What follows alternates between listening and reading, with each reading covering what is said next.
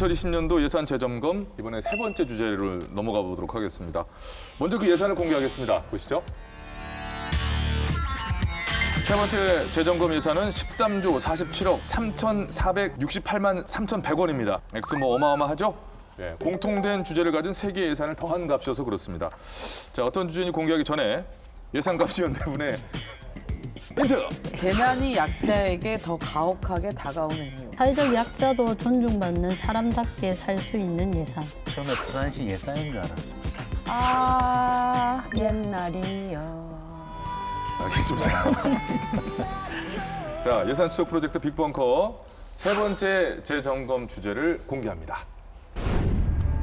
해고 없는 부산을 깨끗이 사니까 질병 같은 거. 현재 저는 아무런 생활 지원을 받지 못하고 있고요. 공주는 저희들에게 사형 선고입니다.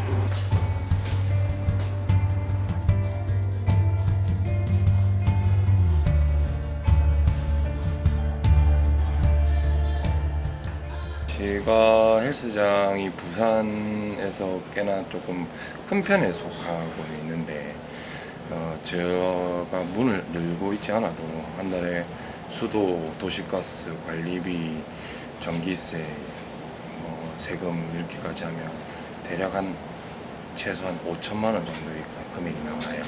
그러니까 지금 빚이 중복에 올라가다 보니까 이거를 계속 해야 되나 말아야 되나 고민이 될 정도입니다. 헬스장은 문 닫아 있어도 돈 나가고 그러니까 그냥 헬스장에서 먹고 자고 있어요. 사실 저도 대출금이 이번에 다 떨어져가지고 진짜 수중에 300만 원이 딱 남아 있어가지고요.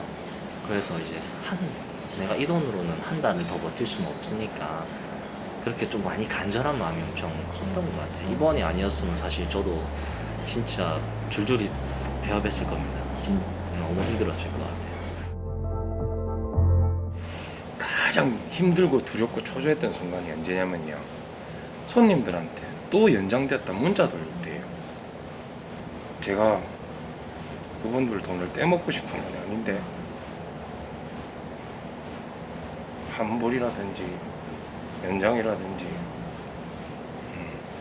뭐 너무 말을 안 좋게 하시는 분들이 많아서 이제 정말 전화 받기가 싫고 정말 핸드폰 보기가 두려워요. 그렇게 해서 너가 더 확진 만들면 누가 책임질 거가 뭐 쇠만 들으니까 머릿속에 쇠밖에 안 들었냐 뭐 이런 식의 인신공격은 진짜 마음이 너무 아프거든요. 다른 일도 좀 하셨어요? 제가 크다 보니까 헬스장 그 직원들이 월급도만 주고 쉬고 있잖아요. 그중에 제가 좀 집이 좀 어려운 아이가 하나 있어가지고 저랑 같이 살면서 이제 같이 일하고 이렇게 했는데 그 친구도 돈을 못 주게 되니까 저하고 같이 이제 쿠팡 플렉스라고 해보자. 어디가 지내시는 네.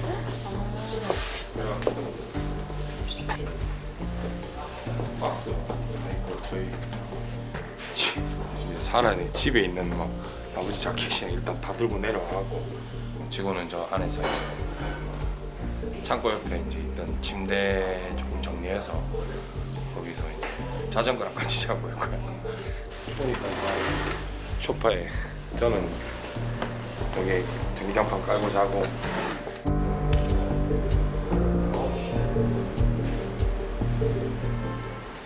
거의 한 달간 저는 쿠팡 물류센터에서 상하차를 했거든요. 프리랜서 선생님들은 지원이 나오는데 고용보험을 든 트레이너 선생님들은 나오지 않고 있어요. 그 부분도 어느 정도는 생각을 해줘야 되지 않을까라는 생각.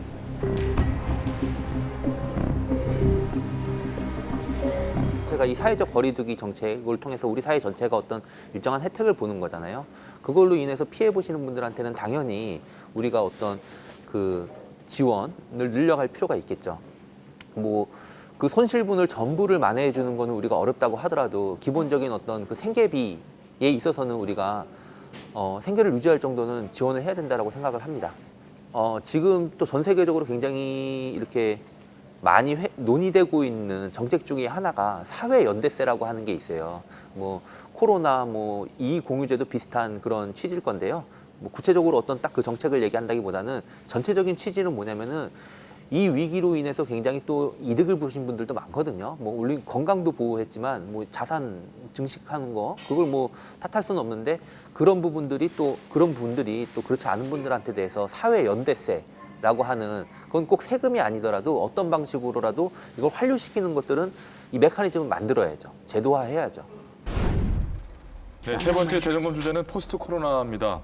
네, 지난해 우리 모두가 코로나19로 힘든 한 해를 보냈지 않습니까? 정부와 각 지방정부에서도 계속해서 추경을 하는 등 예산을 많이 또 썼잖아요. 그래서 저희도 이 예산을 좀 더 집중해서 파헤쳐 봤었습니다. 자, 우정 박사님, 현 상황 어떻습니까?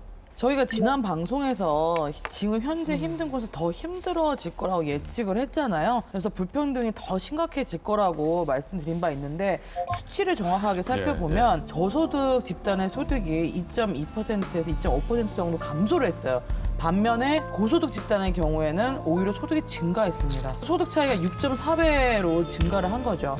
그래서 재난 불평등이 더 심각해진 수준입니다. 예. 고소득층 소득은 오히려 증가를 했어요. 이 시국에도. 이거 참 희한한 일인데 반면에 저소득층은 경제 상황이 더욱더 안 좋았던 게 더 안 좋아졌다는 그런 얘기인데요. 저희 지난 방송에서 이 K자 경제 얘기했었잖아요. 네네. 예. 근로 노동자들의 어떤 임금 격차도 늘어나고 그다음에 소득 격차가 늘어나고 이에 따라서 자산 격차도 또 심화되는 거죠.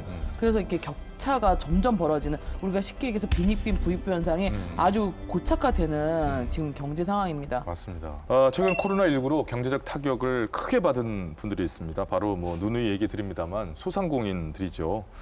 자, 도한영 사무처장님, 이분들이 언제까지나 이게 버텨줄 수 있을까요? 영상으로 보시다시피 좀 많이 심각한 상황인 것 같은데요. 실질적으로 작년에 이제 부산 지역의 소상공인 매출 현황을 몇 가지만 말씀을 드려보면은 작년 1차 때죠. 2월달 같은 경우에는 40% 정도가 매출이 감소가 되었습니다. 그리고 2차 유행의 8월달 같은 경우에는 12.5% 정도 감소자가 되었었고요.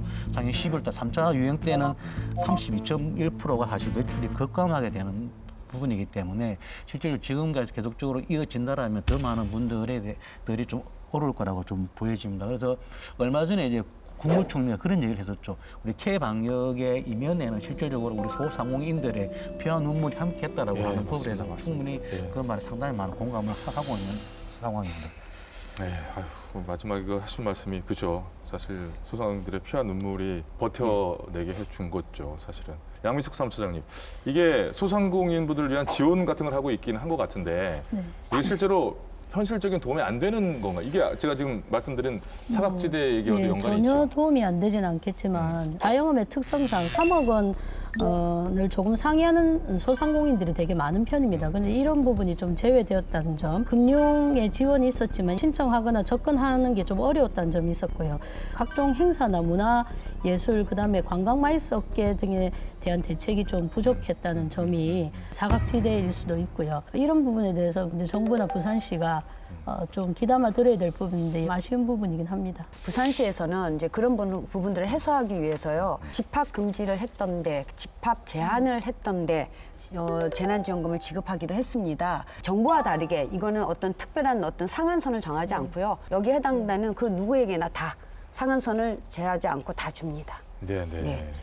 자, 이 의원님. 네. 이게 보니까 그럼 자금 지원에도 사각지대가 생기고 있어요. 네, 이렇게 재난지원금을 받을 수 있는 분들은 또 그래도 숨을 쉴 수 있습니다. 좀 순간적으로나마. 그런데 그거조차도 사각으로 벗어나는 분들이 계시다는 게 문제입니다. 일시 휴직 노동자라고 할 수 있겠죠.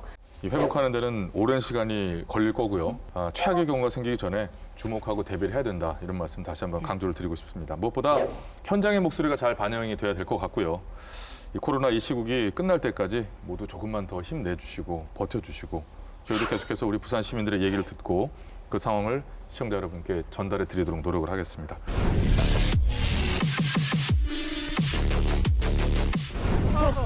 당신 다쳤어? 손 내라고요! 손 내라고! 손 내라고! 제기들만 안 돼요!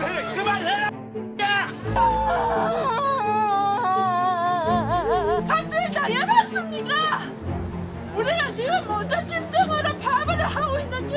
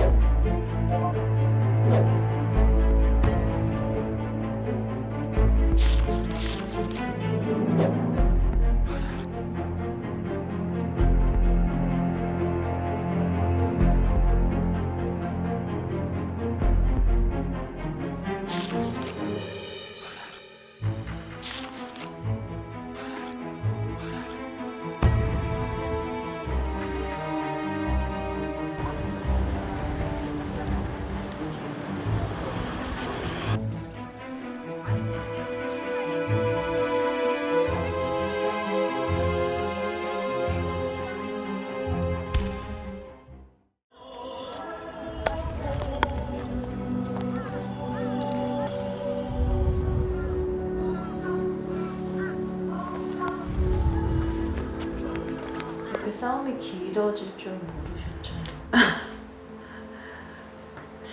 그랬으면은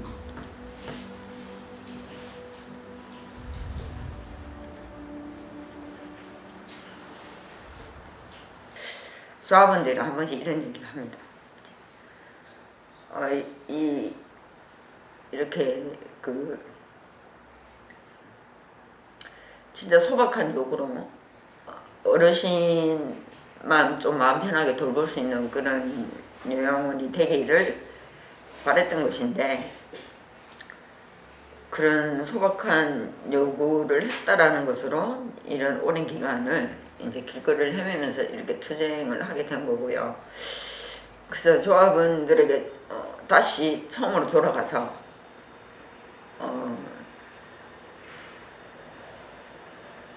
이렇게 노동조합을 다시 만들고 여러분들 권리를 위해서 투쟁할 수 있겠냐 그런 얘기 물어봐요. 이렇게 물어보면은 선뜻 그렇다라고 답하기 힘들죠.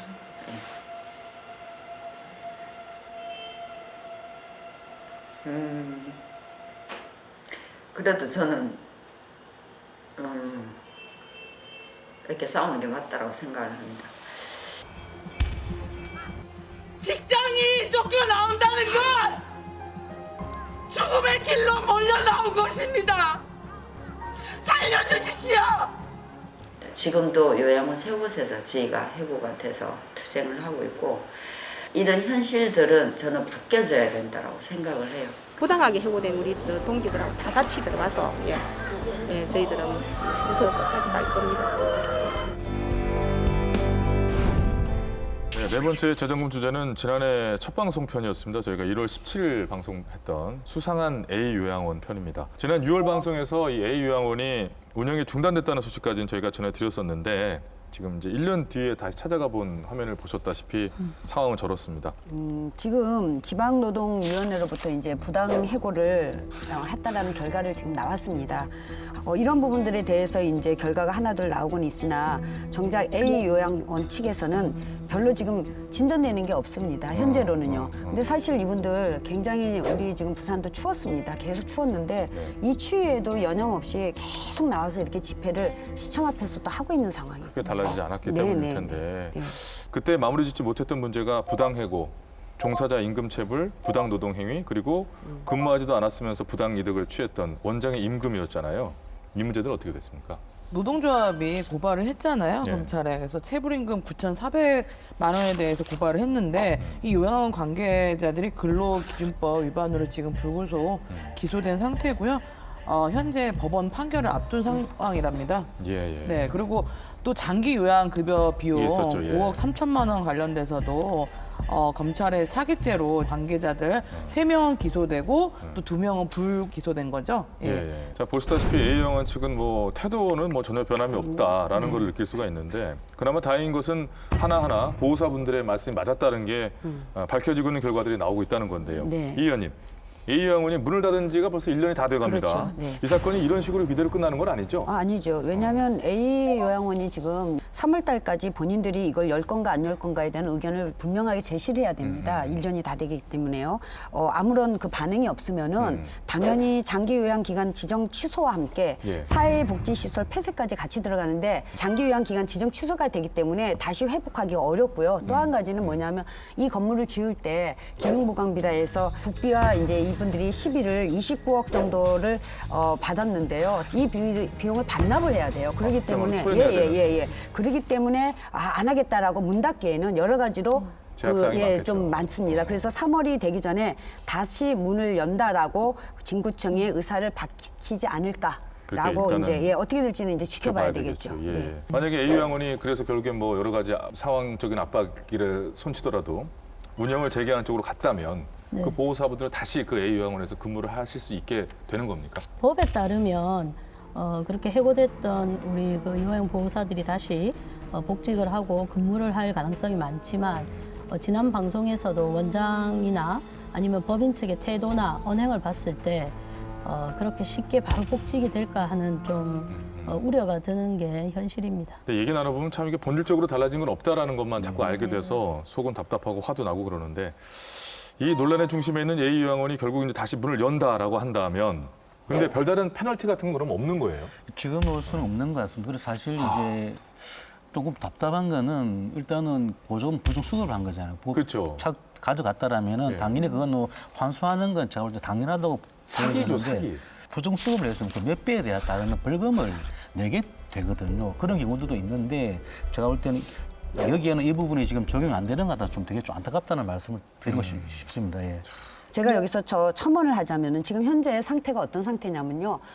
요양보호사들이 요청하는 것 중에 하나가 그러니까 시설장 교체, 그다음에 전원 복직, 그다음에 초과 수당 다 지불해라 이 문제인데 시설장의 교체에 대해서 말을 하고 있지 않아요. 저는 이게 지금 굉장히 뜨여한 게 시설장 교체가 뭐가 어렵습니까? 이것을 원만하게 해결을 하지 않는다면은 3월에 가서 자기들이 문을 열 수 있는 입장이 되지 않을 겁니다. 그래서 이 부분은 우리가 계속 지켜봐야 됩니다. 진정성이 없다라고밖에 판단이 안 되는 거죠. 제가 볼 때는 그렇다면은 지정 취소를 해야 됩니다. 그러니까 기본 최소한의 어떤 그 불법 행위에 대해서 자기들이 저지른 부분들이 드러난다라면은 그 기관에서 행정적으로 당연히 지정을 취소를 결정을 해버리는 당연히 이분들이 이 요구 사항이 합의가 되지 않아서 원만하지 않아서 그런 상황이 유지가 된다면은 당연히 열 수가 없는 상황이 됩니다. 어쨌거나 가장 좋은 그림은 지금이라도 빠른 태도 변화가 있었으면 좋겠고요. 그리고 하나 참 그렇습니다. 지금 이 A요양원과 비슷한 사례가 또 발생을 하고 있다고 들었어요. 전혀 바뀐 게 없는 거예요, 상황이. 특정 업체가 아니고 복지시설 전반으로 그러니까 말이죠. 지금 그때가 보조금 수급하고 거기 있는 노동자들은 좀 착취를 하는 이렇게 해서 거의 노다지 형태로 복지시설들을 운영해 왔기 때문에 여기에 대한 사실은 이제 근본적인 관리 감독이 철두철미하게 좀 들어가야 이 되고 부분은 A요양원 건은 부산시와 그 이제 각 구군에 이 부분은 굉장히 강하게 좀 엄하게 엄중하게 다뤄야 되는 그런 필요가 있습니다. 표본을 삼아야 되는 부분이 있습니다. 그렇습니다. A요양원 그 문제가 시끄럽잖아요. 그런데 그 와중에 아이쿠 하고 좀 스스로 자정을 할 것 같거든요. 근데 이 와중에 그런 것들이 더 불거져 나온다고 하는 것은 얼마나 그게 뿌리 깊었고 이대로 해도 된다라고 하는 의식이 팽배해 있는지를 느낄 수가 있는 것 같고 저희도 아무튼 그래서 이 문제를 포함해서 계속해서 추적을 멈추지 않고 한번 파헤쳤던 곳이어도 계속해서 또 파헤치고 또 파헤쳐서 얘기를 해드릴 겁니다.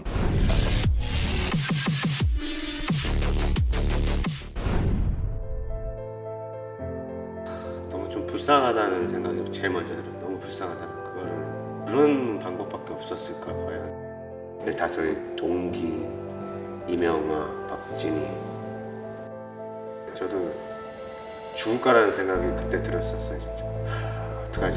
그냥 죽을까? 뛰어내릴까?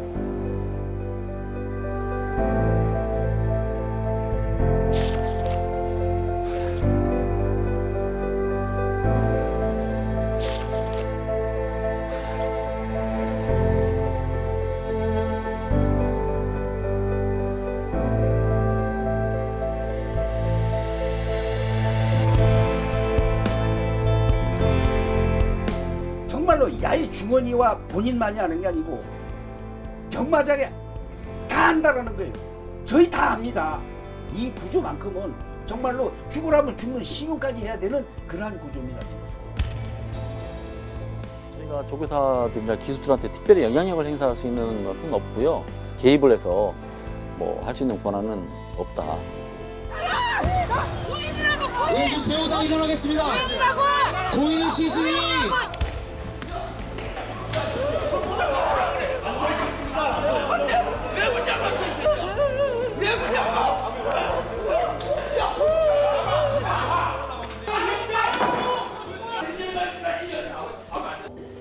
주변에서 공기력이라 너무나 좋다고 가기만 하는 거야. 그래? 문중원 기수 죽고 나서 이제 마사에다가 공문도 날리고 얘기 좀 하자. 답변도 없고 차 한잔 맞는 시간도 없고 하물며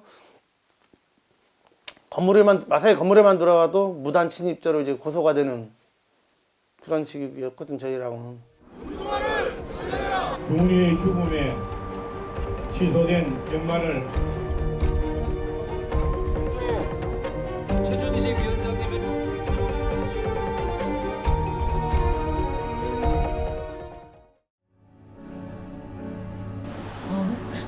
안녕하세요. 저는 부산 경마장고 문중원 기수 부인 오은주입니다. 제 남편은 부산 경마장에서 15년간 기수로 일을 하다 온갖 부조리와 갑질을 견디지 못하고 29일이면 남편의 일주기가 됩니다. 그동안 공기업 마사회는 무엇이 변했을까요?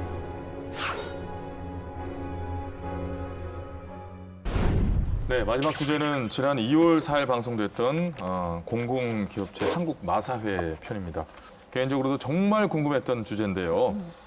저희가 약 1년 만에 다시 연락을 드렸는데 연락 주셔서 감사하다고 잊지 않아 주셔서 고맙다고 계속 말씀해 주셔서 좀 감사하면서도 죄송스럽기도 했던 그런 취재였었는데요. 2019년 11월 부산 경남 경마장의 문중원 기수의 사망 사건이 있었죠.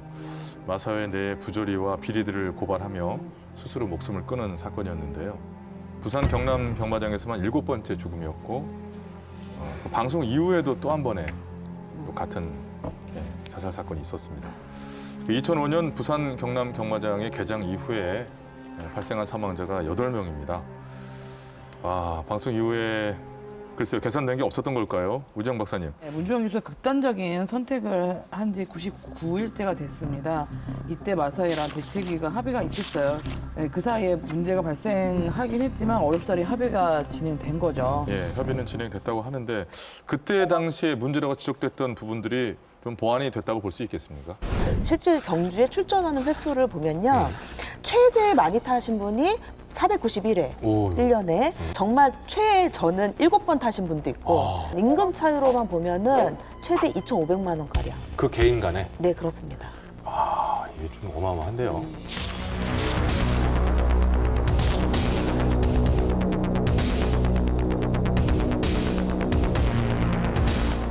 그건 맞을 거예요. 그 당시 산재자가 상당히 많았거든, 기수가. 기수들이 없었어요. 말탈 기수들이. 외국 애들은 그 당시 고향으로 갔던 걸로 알고 있고 산재가 좀 원래 1, 2월 달 산재가 좀 많아요. 그렇게 다 받았을 거예요, 좋게. 사람이 없는데, 태울 기수가 없는데. 저런 데이터는 일시적인 현상인 거예요. 그 당시는 참 마사회 똑똑하다라는 생각은 좀 했죠.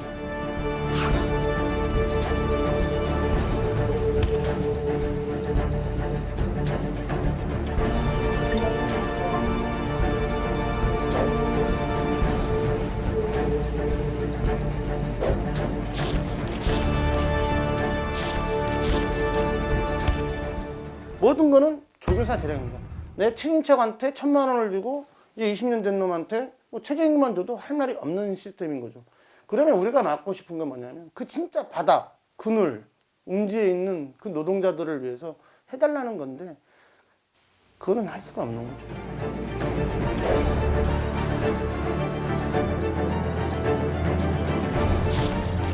부정경마를 지시했을 때 기승거부를 할 수 있다. 이거는 상당히 좋은 거거든요. 이게 기수들이 이제 다칠 수도 있고 중원이 유서 내용이 이제 제일 중요한 내용들인데, 근데 그 제일 중요한 것들이 어떤 합의를 한 적이 없고 그냥 하고 있다라는 거죠. 도회적으로는 한다고는 해놓고 마사회는 하고 있지 않다라는 거죠.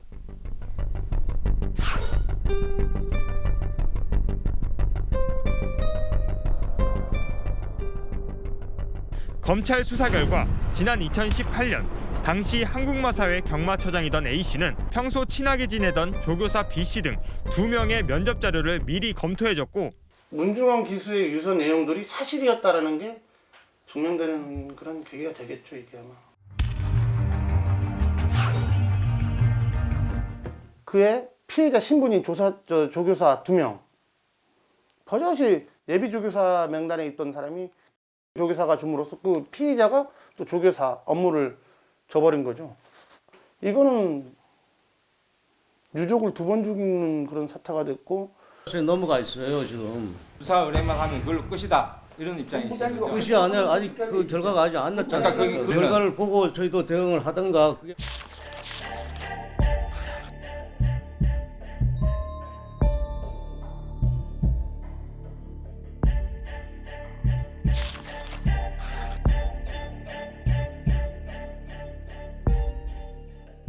(2017년) 합의도 하나도 안 되고 있는데 이게 될 거냐?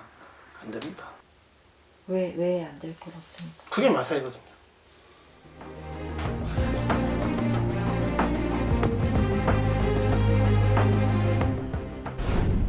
문중원 기수가 죽음을 선택한 이유가 조교사 선발 과정에서의 비리였잖아요. 네. 일단 관계자들은 모두 불구속 기소 처리가 됐습니다. 지금 그 VCR에도 나왔지만 마사의 직원은 보직 해임됐는데도 불구하고 마사에서 계속 일을 하고 있어요. 네. 이 부분도 끝까지 우리가 추적은 해야 될 것 같아요.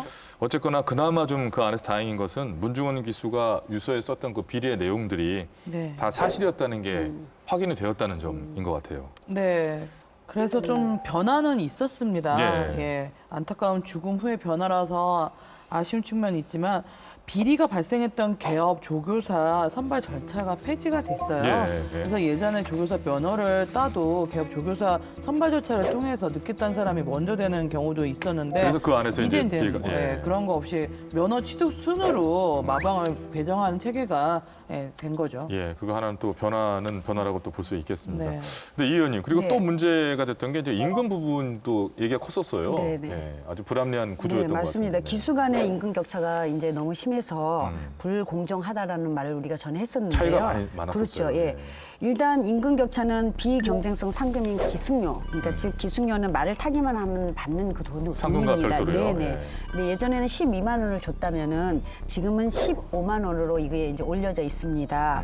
그래서 기수들에게 이제 또한 말탈 기회가 골고루 돌아가게 해서 그 기승 횟수, 그러니까 탈 수 있는 그 상한선을 뒀는데요. 네네. 그게 최고 월 8회까지 제한을 한 거죠. 그죠. 상한선을 두면 당연히 하한선은 어느 정도 지켜지겠죠. 그렇죠. 예. 돌아가면서 타게 네, 되니까 네. 어느 정도는 제도적 보완이 되긴 된 거네요.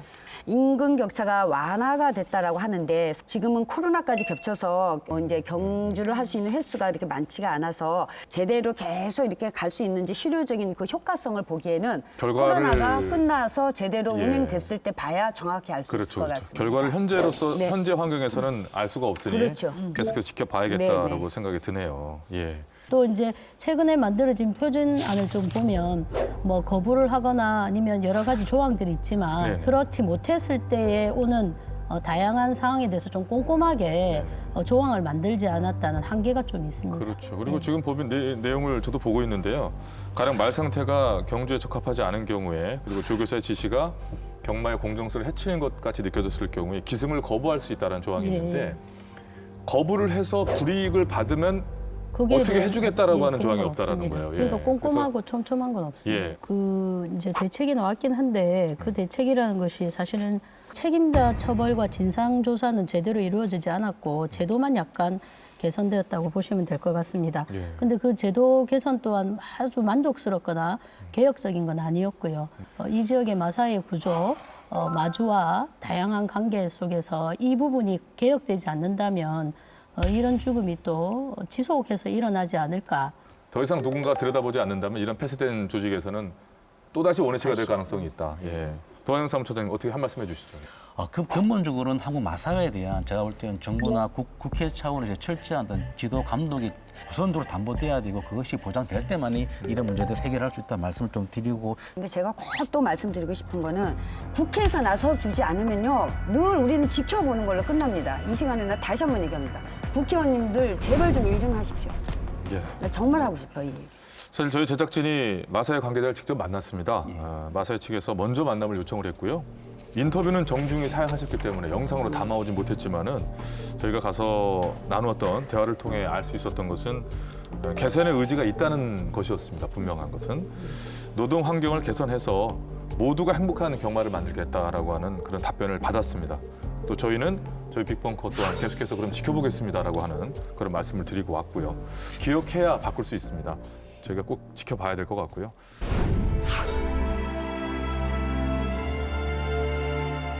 그 항공마사에서만 그렇게 자살을 얼마나 그 자살이라는 게 그 최악이 그 뭔데 장을 치르는 과정에 보니까 막 그 유서를 써놓고 호주머니에 다니는 애들 몇 명이나 있었어요. 그래서 그 사이도 내가 뭐 1년 내에 한두 명 다시 바로 나온다.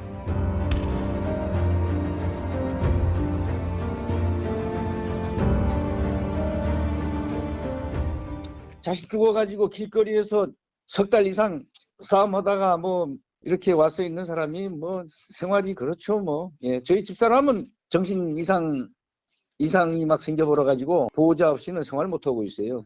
어느 생명 하나만 죽는 게 아니고 그런 일이 있으면은 그 가족 전체가 폐인이 되는 경우가 있지 않습니까 이제. 아들이 빈자리 뭐 이번 추석 때 일주기 때 연말에 무슨 뭐 집에 일 있을 때마다 항상 있었던 자리에 없는 게 어머니는 이제 많이 아버지야 뭐 일도 다니시고 하니까 좀 덜한데 어머니가 많이 힘든 걸로 알고 있고 그러니까 제가 언뜻 들었어요. 누군가 자살을 하게 되면 그 주위에 50명이 상당히 그 고통이 엄청나다는 얘기를 들어봤는데 솔직히 겁나요. 두렵고 진짜 여기는 절대 그러면 안 되는데 이게 일상이 돼버렸어요. 이게 막 너무 무서운 거예요. 이게 애들이 그래버릴까 봐 이게 막 이게 남 얘기가 아니에요. 무슨 영화가 아니고 우리 현장인 거예요. 진짜 무서워요. 저. 그러면 안 되는데.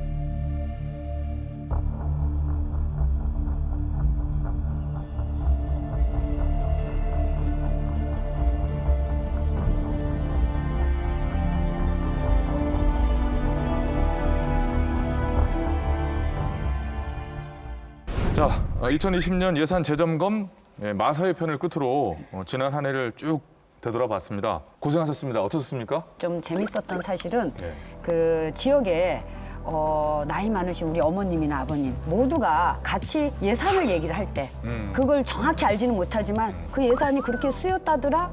잘못됐네? 뭐 이런 거 정도까지. 그래서 같이 이게 예산 감시자가 되는 모습을 이렇게 볼 때 아, 이 프로에서 우리가 그래도 헛되게 있지는 않았구나 하는 생각을 들었어요. 그럼요. 우리 시민들이. 모두가 알아야 되는 일이죠, 이거는. 네, 그럼요. 네, 아유, 네. 내가 내는 돈인데요. 맞습니다. 그것에 조금 더 다가갈 수 있는 저희가 힘이 된다면 정말 감사하다는 생각이 들고요.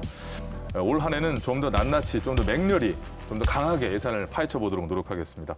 자, 빅벙커 오실 때는 숙제 하나씩 다 준비해 오셔야 되잖아요. 2021년 앞으로의 각오를 담은 한 줄 평으로 대신하면서 이 시간을 마무리하도록 하겠습니다. 우리 부산 시민이 웃을 수 있는 날 부산이 웃을 수 있습니다. 저도 열심히 하겠습니다. 새해 복 많이 받으십시오. 고맙습니다. 코로나 시대에 따뜻한 연대와 사랑으로 희망을 이어갑시다. 감사합니다. 고맙습니다. 네, 빅벙커에서도 좋은 예산, 착한 예산을 하는 그날까지 열심히 해주십시오. 빅벙커가 앞으로는 어두컴컴한 곳에 한 줄기 빛처럼 빛의 벙커, 빛 벙커가 되길 바라겠습니다. 그리고 저도 같이 노력하겠습니다. 그게 이제 빚이 되면 안 되죠? 네. 빛을 해야죠. 예, 알겠습니다. 네. 이 빚이 워낙 빚 얘기를 많이 해가지고 저희들이 자, 이렇게 좀 그래도 유쾌하게 마무리할 수 있게 돼서 다행인데요. 끝으로 다뤄본 주제가 너무나 좀 속이 상하고 여기 계신 분들도 다 제가 쭉 진행하면서 표정들을 이렇게 보는데 표정을 읽을 수가 있었거든요. 이 마음들이 전달이 돼서 좋은 결과를 말씀드릴 수 있기를 진짜 진심으로 바라고요. 마치겠습니다. 예산 추적 프로젝트 빅벙커 다음 시간에 새로운 예산으로 다시 돌아오겠습니다. 시청해주신 여러분 고맙습니다.